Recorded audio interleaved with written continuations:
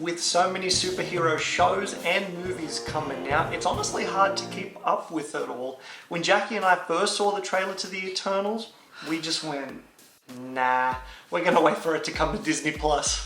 Well, the time has finally come and we decided to give this 3-hour superhero movie a watch. So, who are the Eternals? Well, they are a race of humanoids created 1 million years ago by a race called Celestials, and were made with the purpose to defend Earth using their superhuman powers and abilities against a race called the Deviants.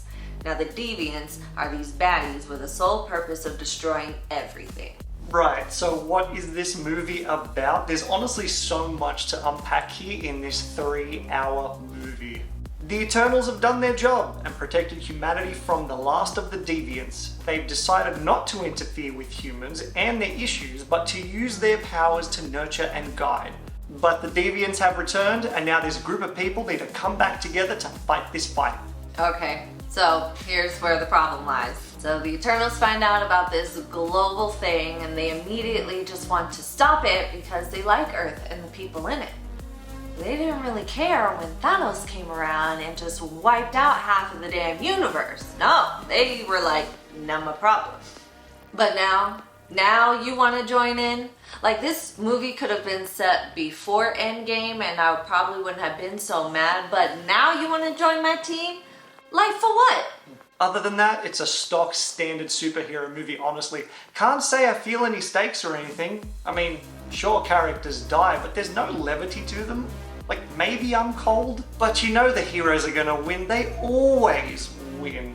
So if you want to watch a 3-hour movie where you can turn your brain off and kind of tune in and out, this one's the one to watch. So how are the Eternals as characters?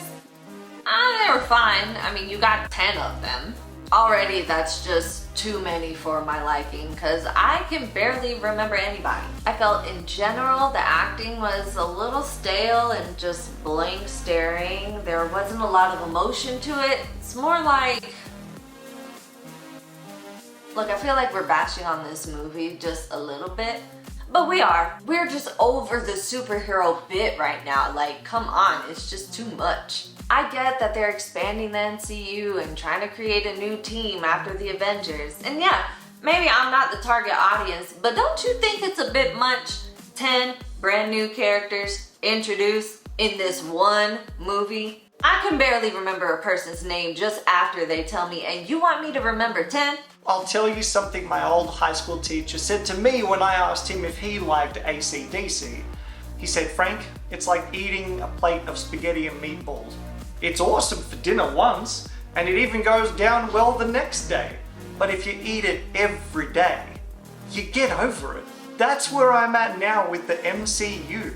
It's just one never-ending bowl of spaghetti and meatballs. So do we recommend watching The Eternals? Look, if you're invested already into the MCU, you're gonna have to watch this movie because, you know, they all connect in some way and thread this storyline.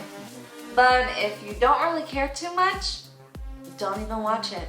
It's just bleh.